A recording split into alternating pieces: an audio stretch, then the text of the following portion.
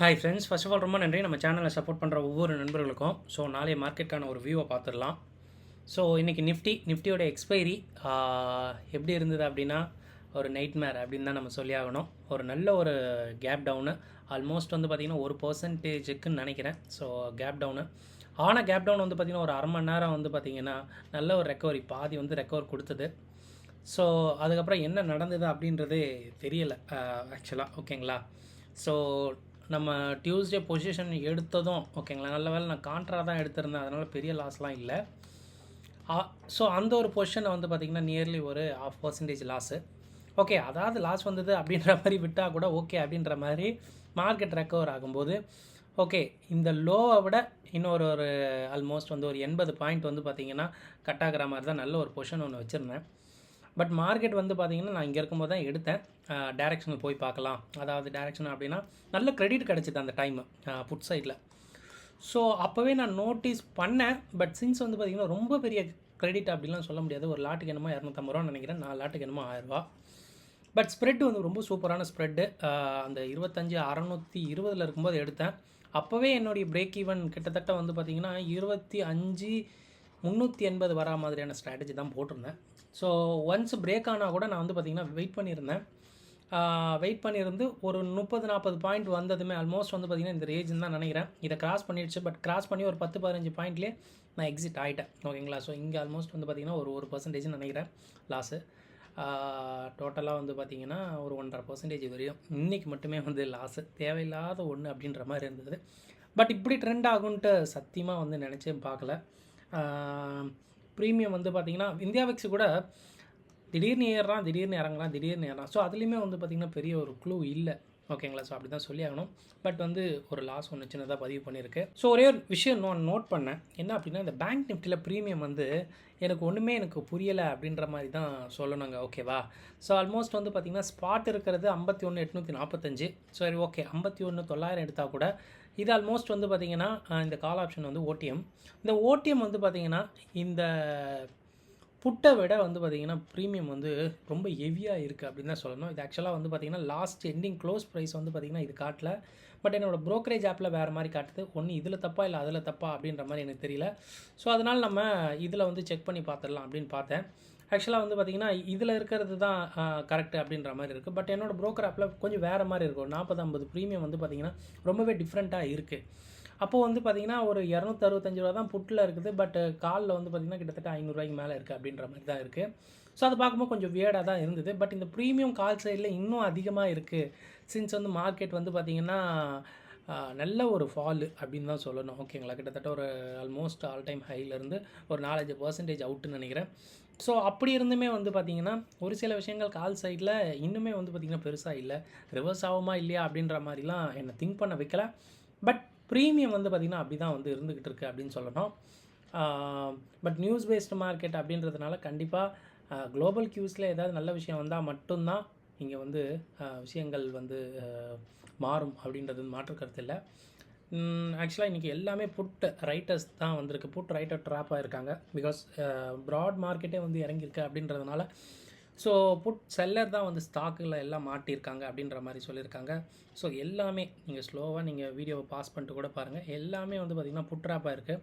எவ்வளோ பெரிய லிஸ்ட்டு பாருங்கள். இதுவே ஒரு சைன் ஆக்சுவலாக. ஓகேங்களா? ஸோ மார்க்கெட்டோடைய அப்ரன் வந்து கொஞ்சம் ஸ்லோவாக இருக்குது அப்படின்ற மாதிரி தான் பார்க்குறேன். அன்லெஸ் ஸோ இதை நோட் பண்ணிக்கோங்க. அண்ட் நாளைக்கு வந்து சென்செக்ஸ் எக்ஸ்பைரி அப்படின்றதுனால அதோட விஷயங்களை பார்த்துடலாம். ஸோ சென்செக்ஸ் எக்ஸ்பைரி இதில் என்னத்தை சொல்கிறதுன்னு எனக்கு தெரியல கண்டிப்பாக. ஸோ மார்க்கெட்டு கீழே போக போக இன்னும் பயம் அதிகமாகும் அப்படின்ற மாதிரி தான் இருக்குது. ஸோ மார்க்கெட் வந்து தனியணும் அப்படின்னா வந்து பார்த்திங்கன்னா கூலாக இருக்கணும் அப்படின்னா இந்தியா விக்ஸ் வந்து இறங்குது, மார்க்கெட் கொஞ்சம் ஸ்டேபிள் ஆகுது அப்படின்னா இப்போ இருக்கிற அந்த 82,700லேருந்து 82,400 வரைக்கும் இஃப் இன்கேஸ் குளோபல் மார்க்கெட் எல்லாம் காம் டவுனாக இருக்குது அப்படின்ற பட்சத்தில் மார்க்கெட் இதுக்குள்ளே முடியறதுக்கான வாய்ப்பு இருக்குது அப்படின்ற மாதிரி சொல்லலாம். அண்ட் பட் ஐவிபி வந்து பார்த்திங்கன்னா 86 இருக்குது. விச் மீன்ஸ் என்ன அப்படின்னா லாஸ்ட்டு ஒரு வருஷம் நினைக்கிறேன். அந்த ஒரு வருஷத்தில் வால்டிலிட்டி வந்து எந்த அளவு இருந்தது அப்படின்றத சொல்கிறது. ஸோ 100ன்றது வந்து ஒரு பெஞ்ச் மார்க்கு. இப்போ 86 அப்படின்றது வந்து பார்த்திங்கன்னா ரொம்ப ஹை. நான் கிட்டத்தட்ட 54லாம் பார்த்துருக்கேன். ஸோ வால்டிலிட்டி கொஞ்சம் ஹெவியாக இருக்குது அப்படின்றது மட்டும் சொல்லலாம். அண்ட் எஃப்ஐயோட விஷயங்கள் இது நேற்றே வந்து நம்ம பார்த்துருந்தோம். ஓகேங்களா? இது வந்து 1 அக்டோபர் இது. ஸோ இன்றைக்கோட டேட்டா இன்றைக்கி ஈவினிங் தான் கிடைக்கும். ஸோ அதை வச்சு பார்க்கும்போது ஒரு ஐடியா கிடைக்கும். கண்டிப்பாக செல்லிங் இருக்கும் அப்படின்றத நான் நம்புகிறேன். எஸ் நண்பா, நம்ம போகிற வீடியோ கண்டிப்பாக ரொம்ப ஹெல்ப்ஃபுல்லாக இருக்கும்னு நினைக்கிறேன். அப்படி ஹெல்ப்ஃபுல்லாக இருந்தால் வீடியோ லைக் பண்ணிட்டு அப்படியே பாருங்கள். ஸோ கேப் டவுன் தான். கேப் டவுன்லேயே ஒரு சின்ன லாஸு, அதுக்கப்புறம் ஒன் சைட் டைரக்ஷன், அதுவும் லாஸு. அப்போவே நான் நினச்சேன் நம்ம வந்து கான்ட்ராவே ட்ரை பண்ணியிருக்கலாம் இந்த மார்க்கெட்டில் அப்படின்ற மாதிரி. ஏன்னா லாஸ்ட் ஒரு 5-6 நாளாகவே லாஸ்ட்டாக இருக்கிற ஒரு வாரம் ஃபுல்லாக மார்க்கெட் இறங்கும் போது எல்லாமே நான் என்ன பண்ணிட்டு இருந்தேன் அப்படின்னு பார்த்தீங்கன்னா கான்ட்ரா தான் ட்ரை பண்ணியிருந்தேன்.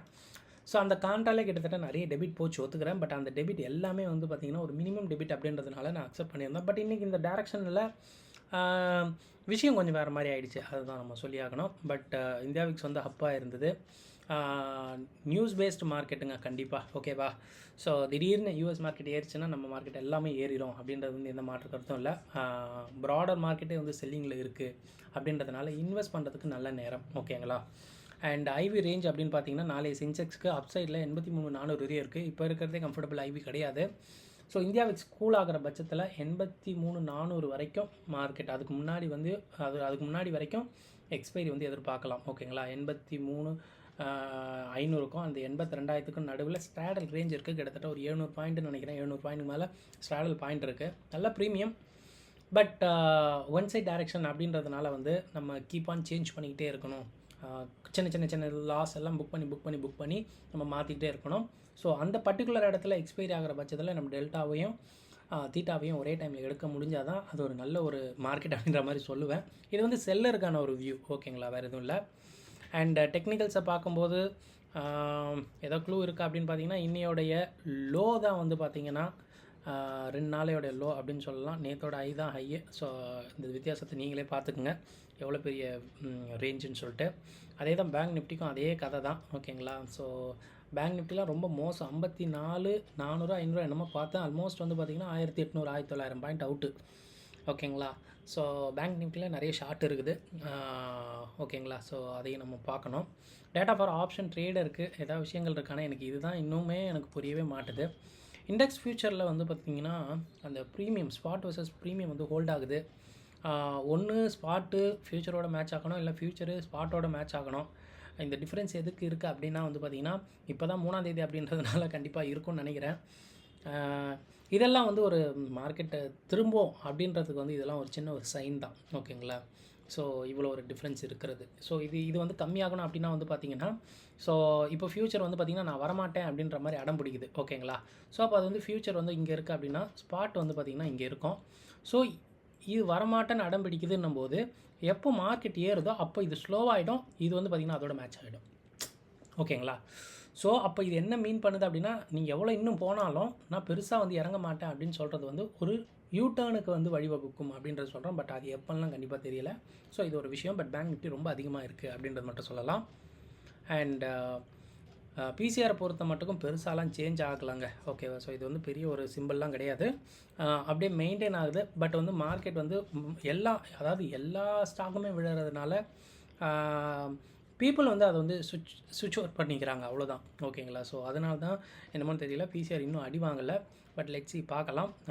கண்டிப்பாக இது நியூஸ் பேஸ் மார்க்கெட்னால குளோபல் மார்க்கெட் ஏதாவது யூட்டர்ன் அடிச்சதுன்னா கண்டிப்பாக நம்ம மார்க்கெட்டும் யூட்டர்ன் அடிக்கும் அப்படின்றது எந்த ஒரு மாற்று கருத்தும் இல்லை. பட் இந்தியா விக்ஸ் இன்னும் கொஞ்சம் ஏறினா தான் நல்லாயிருக்கும். ஏன்னா அப்போ தான் வந்து பார்த்திங்கன்னா கண்டிப்பாக நம்ம இந்த மார்க்கெட்டில் இருக்கணுமா இல்லையான்ட்டு தெரியும். பிகாஸ் அது ஆல்மோஸ்ட் வந்து 4% நிஃப்டியே விழுந்திருக்கு அப்படின்னா வந்து இந்தியா விக்ஸ் ஒரு 15க்கு மேலே இருந்தால் கொஞ்சம் நல்லாயிருக்கும். இது ஒரு சிக்னேச்சர் மாதிரி.